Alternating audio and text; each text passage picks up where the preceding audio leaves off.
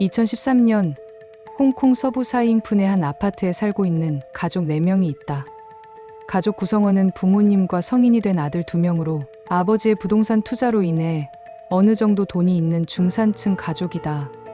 큰 아들의 이름은 차우, 작은 아들의 이름은 헨리이며 그들은 어릴 적부터 질 좋은 교육을 받고 자랐다. 그러던 어느 날 그들의 부모님은 고향을 방문하기 위해 중국으로 여행을 떠났는데 연락이 안 되기 시작하였다. 더 이상한 것은 여행을 간다고 한 부모님이 옷을 거의 챙겨가지 않았다는 것이었다. 그들은 부모님에게 무슨 일이 일어났다고 확신하였고 경찰에 실종 신고를 하였다. 경찰들은 곧바로 그들의 출국 기록을 조사하였는데 비행기에 탑승한 기록이 전혀 없었다고 나왔기 때문에 사건은 점점 미궁 속으로 빠져들었다. 차우와 헨리 또한 부모님을 찾기 위해 자신들의 SNS와 신문사의 도움을 요청하였고 얼마 지나지 않아 공개적으로 영상 인터뷰를 하게 된다. 여기서 헨리는 울먹이며 이렇게 말했다. 아빠와 엄마는 하이킹을 좋아하세요. 그래서 산에서 사고를 당하셨을까봐 너무 걱정됩니다. 다음 날 이 영상은 인터넷에 급속도로 퍼졌고 홍콩 전체가 실종된 부모에 대해 알게 되었기에 경찰은 사건 해결을 위해 총력을 다하게 된다. 하지만 아무리 조사하여도 용의자로 주목할 만한 사람을 찾을 수 없었으며 다시 처음부터 수사하자는 심정으로 2013년 3월 14일 차우와 헨리를 조사실로 불렀다. 경찰은 헨리를 먼저 신문한 뒤 차우를 신문하였는데 그로부터 이상한 얘기를 듣게 된다. 차우가 말하길 다시 생각해보니 부모님과 연락이 안 되던 날 헨리의 행동이 조금 이상했다는 것이었다. 동생은 너무도 침착했고 부모님을 걱정하지 않았으며 오히려 자신에게 엄마 아빠가 안 계시는 시간을 즐기라고 충고까지 했다고 한다. 그리고 가장 수상한 점은 부모님이 여행 간다는 것을 헨리에게만 말했다는 것이었다.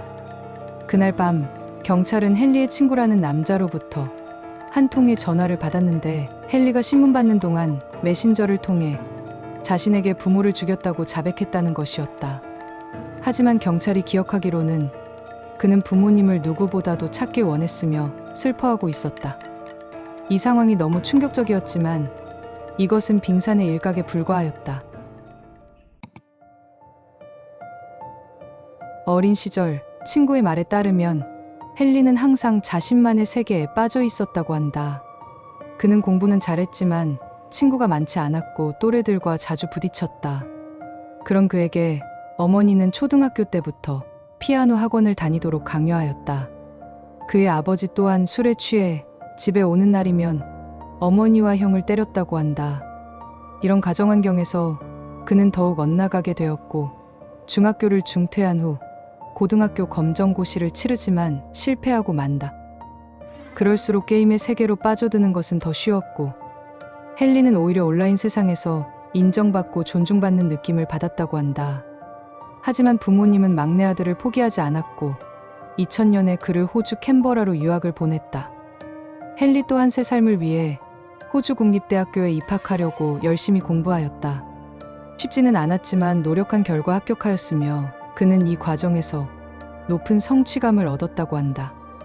하지만 여전히 사회성이 부족했기에 대학교에서 다른 학생들로부터 괴롭힘과 구타를 당하고 만다. 그는 이 사실을 부모님께 알리지 않고 자퇴하였다. 그로부터 3년 후 부모님께는 졸업했다는 거짓말과 함께 홍콩으로 돌아오게 된다. 그는 몇 군데 직장을 다니지만 지속적으로 유지하지는 못했다. 이런 아들이 답답했던 부모님은 홍콩에서 다시 한번 대학에 들어가도록 도와주겠다고 했지만 거절하였다. 한 신문사의 부동산 기자로도 취직했었는데 상사의 질책을 못 견뎌 그만두었다고 한다.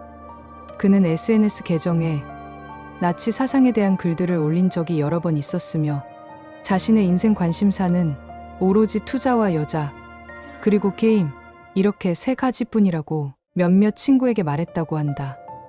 2012년에는 주식으로 많은 돈을 잃자 부모님은 그를 재정적으로 도움을 주었다. 그리고 이때 그는 아버지에게 이상한 제안을 하나 하였다. 집을 팔고 그 돈을 부모님, 형, 자신 이렇게 3등분으로 나눠 갖자는 거였다. 부모님은 황당했지만 아들이 힘든 상황이라서 그러려니 하고 넘어갔다고 한다. 그 당시 헨리가 자주 연락하는 친한 사람이 한 명 있었다. 그는 2007년 직장에서 만난 채라는 동생이었다. 둘은 신입사원으로 함께 일을 시작하였고 헨리는 종종 그에게 값비싼 음식과 옷을 사주기도 하였기에 채는 그런 그를 친형처럼 따랐다고 한다. 채는 온화하고 천진난만한 성격에다가 다른 사람을 잘 믿는 성향을 가지고 있었다. 이러한 성격 때문에 그는 학창 시절에는 친구들에게 종종 배신감을 느꼈고 성인이 되어서는 인도네시아인 여자친구로부터 사기 결혼을 당했다.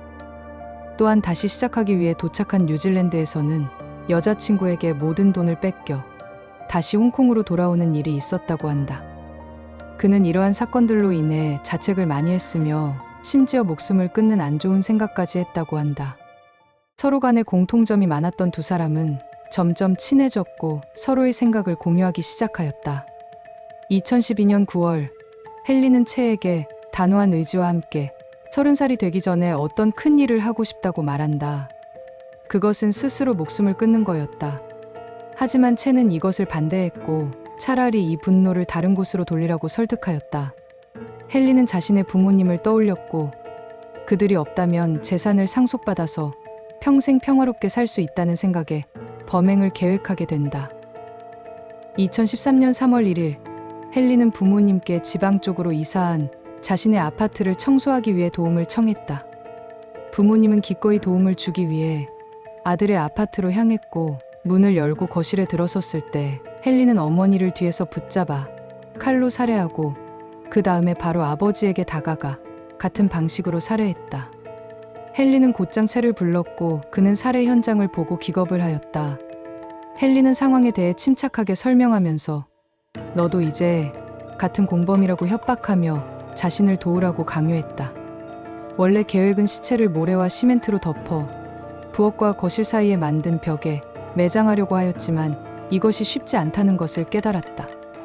그래서 헨리는 부모님의 시체를 여러 조각으로 절단하여 냉장고에 보관하였고 남은 나머지들은 잘게 썰어 소금에 절여서 밀폐 용기에 넣었다.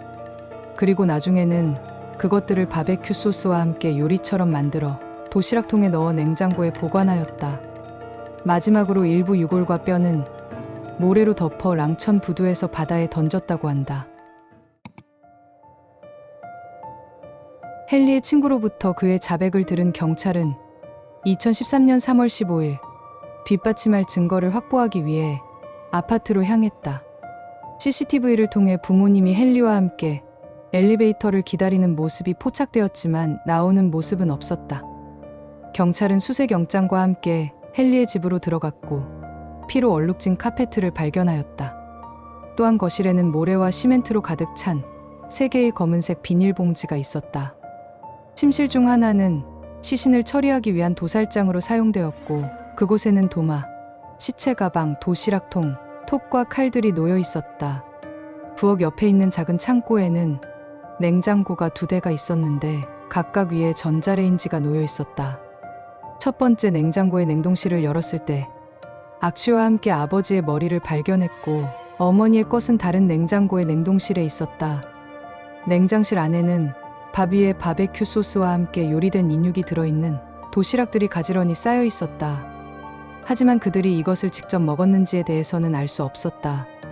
전자레인지 안에는 사람의 지방으로 보이는 노란 기름이 묻어 있었는데 냄새가 너무 심한 나머지 수사관 중 한 명은 사건 후 한동안 고기를 먹을 수 없었다고 한다. 그리고 작은 방의 매트리스 밑에서 발견된 공책에는 시체를 절단하는 방법에 대한 자세한 메모가 있었고 뒷장에는 살인을 위한 쇼핑 리스트가 적혀 있었다. 결국 헨리와 채는 즉시 체포되었고 범행에 대해 모두 인정하였다. 재판은 2014년 8월 4일에 시작되었다. 그러나 이례적으로 재판 중에 배심원 2명이 사건에 대한 심리적 스트레스로 인해 거부 의사를 밝혔다. 이것으로 인해 6개월 후인 2015년 2월 새로운 배심원들과 함께 재판이 재개되었다. 헨리는 자신의 부모님으로부터 받았던 정신적 학대를 이유로 무죄를 주장했지만 기각당했다. 채는 자신은 살인하지 않았으며 헨리의 협박에 의해 뒤처리를 도와주게 되었다며 무죄를 주장하였다. 2015년 3월 20일 헨리는 이중살인죄로 종신형을 선고받았고 채는 살인에 대해서는 무죄를 인정받았지만 시신을 유기한 혐의로 징역 1년형을 선고받았다. 헨리는 판사가 종신형을 선고했을 때 아무런 반응을 보이지 않았다고 한다.